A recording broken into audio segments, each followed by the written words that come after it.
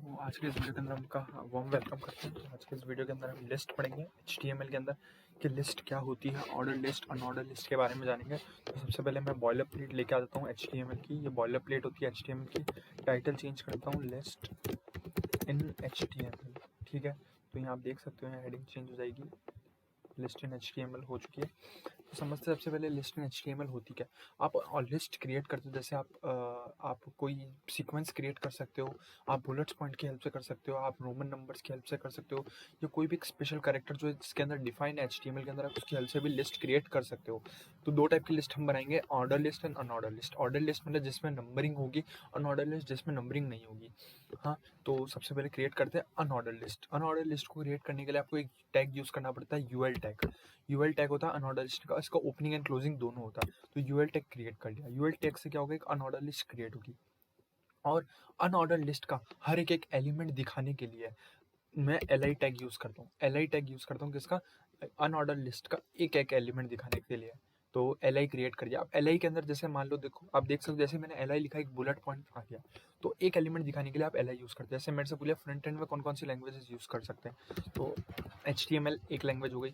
दूसरा एल मैंने बना लिया CSS का। तीसरा एल मैंने बना लिया जावा स्क्रिप्ट का।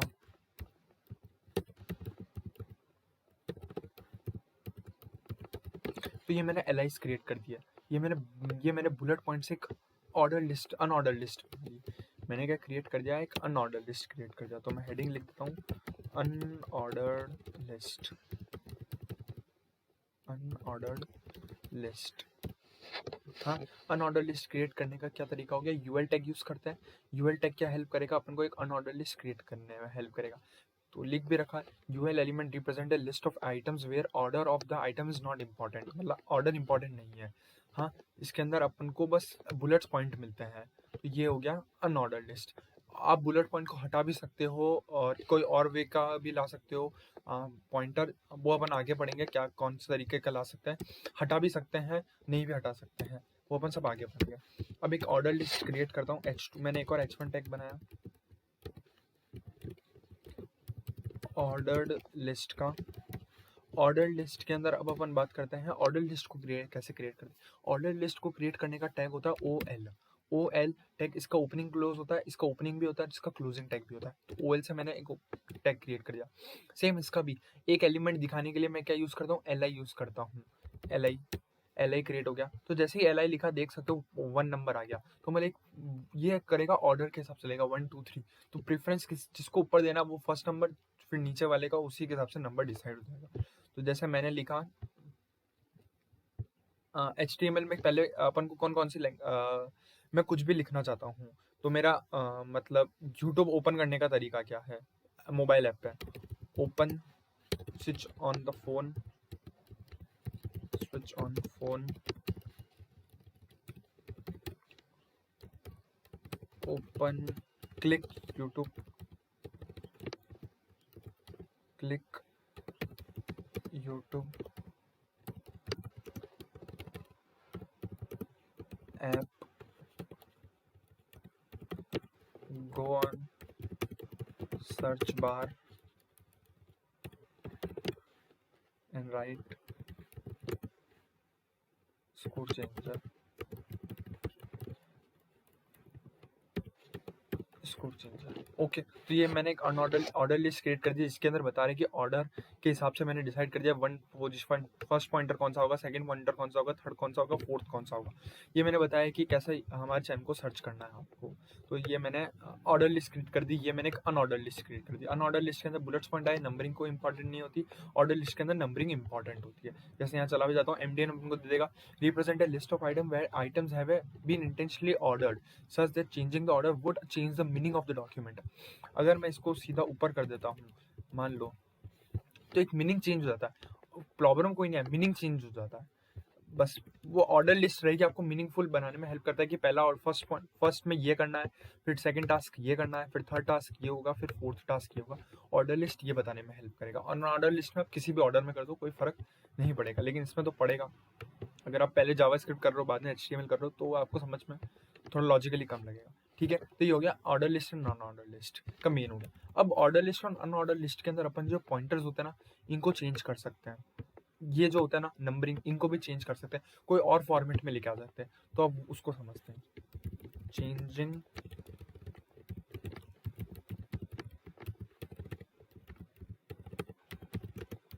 Format in UL. Order list के अंदर फॉर्मेट चेंज करके देखते हैं। तो देखो मैं फिर से एक ऑर्डर लिस्ट बना लेता हूँ, इसी को कॉपी कर लेता हूँ, इसी को मैंने कॉपी कर लिया। अब मैं यहाँ जाता हूँ और यहाँ आपको एक एट्रीब्यूट चूज करना होता है। मैंने बताया था एट्रीब्यूट क्या होता है। एट्रीब्यूट वो होता है इसकी एक नेम होता है और एक वैल्यू होती है। हाँ, उस नेम के हिसाब से इसकी वैल्यू होती है और उसके हिसाब से अपना वो टैग काम कर देता है। तो उसका एक एट्रीब्यूट होता है टाइप एट्रीब्यूट। होता है। टाइप एट्रीब्यूट के अंदर कई प्रॉपर्टीज आप यूज कर सकते हो। डिस्क जैसे अपन यूज करते हैं स्क्वायर, एक इसकी प्रॉपर्टी होती है स्क्वायर।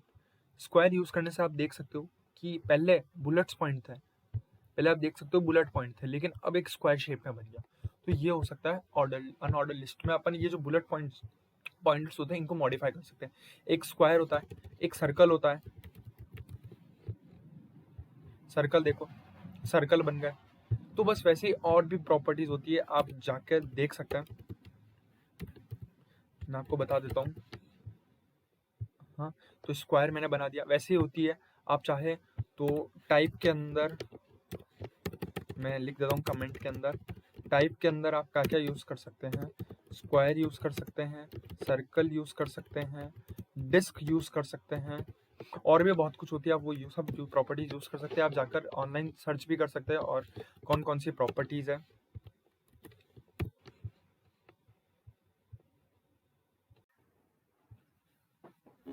तो नेक्स्ट अब हम बात करेंगे कि हमने पहले बात करी थी, हमने यूएल टैग के अंदर ये फॉर्मेट चेंज करा था, बुलेट पॉइंट्स हम स्क्वायर लिखे थे।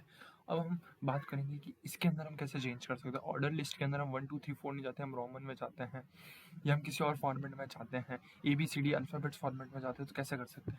तो मैं एक और हेडिंग टैग बनाता हूँ, चेंजिंग फॉर्मेट इन OL ऑर्डर लिस्ट, और मैं इसी को कॉपी कर लेता हूँ अब देखो मैंने इसको कॉपी करके पेस्ट किया। अब देखो मैं चाहता हूँ कि 1 2 3 4 नहीं आए, ABCD फॉर्मेट में आए। तो एक होता है टाइप, जब आप लिखोगे टाइप तो देखो ये अपन को इसने दे दिया है, type indicates a numeric type, A indicates indices lower, A capital roman numeric capital में upper case roman numeric 1 2 3 4 indicates number जो डिफॉल्टली सेट है 1 2 3 4। तो ये सारे अपन टाइप के अंदर यूज़ कर सकते हैं। तो एक एक करके मैं बताता हूँ। सबसे पहले मैं A लेता हूँ और मैं इसको रिफ्रेश मारता हूँ, तो देख सकते हो ABCD इस फॉर्मेट में आ गए। अब मैं इसके अंदर कैपिटल लेता हूँ, तो देखो ABCD कैपिटल फॉर्मेट में आ गया। मैं इसको अब मैं इसके अंदर 1 2 3 4 इसमें रहता हूँ रोमन स्मॉल के अंदर, तो 1 2 3 4 इसके अंदर आ गए। अब मैं कैपिटल रोमन लेता हूँ, तो 1 2 3 4 कैपिटल के फॉर्मेट में आ गए। तो आप इसके अंदर टाइप डिसाइडेड, आप जिस फॉर्मेट में चाहते हो आपके पॉइंट्स बुलेट पॉइंट्स हो है वो आप वो फॉर्मेट यूज़ कर सकते हो। तो मैं दो एग्जाम्पल करके मैं सेव कर देता हूँ इसको। दो फॉर्मेट ले लिए मैंने, कि एक तो कैपिटल ABCD वाला और एक रोमन में अपर केस वाला रोमन वाला। बाय डिफॉल्ट कौन सा सेलेक्ट है 1 2 3 4, इसके अंदर बाय डिफॉल्ट कौन सा सेलेक्ट है बुलेट पॉइंट डिस्क वाला।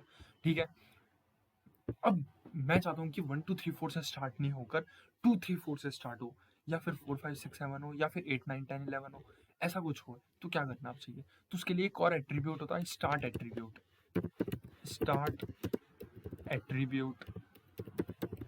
इन OL। ऑर्डर लिस्ट के अंदर एक स्टार्ट एट्रीब्यूट। अब बुलेट पॉइंट में स्टार्ट एट्रीब्यूट तो कुछ होता नहीं, तो ऑर्डरिंग है नहीं, तो सारा स्टार्ट एट्रीब्यूट का खेल इसी से होता है। तो मैं इसको कॉपी करके पेस्ट कर देता हूँ और मैं यहाँ लिख देता हूँ स्टार्ट 3 2। तो आप देखते हो 2 से स्टार्ट हो गया, 2 3 4 5। तो ये होता है स्टार्ट एट्रीब्यूट। यहाँ आप 7 लिख दो, तो देखो 6 7 8 9। आप ऐसे और खेलिए इसके साथ, इनके साथ खेलिए, इसके साथ खेलिए, आपको और पता चलेगा कि स्टार्ट एट्रीब्यूट काम कैसे करता है।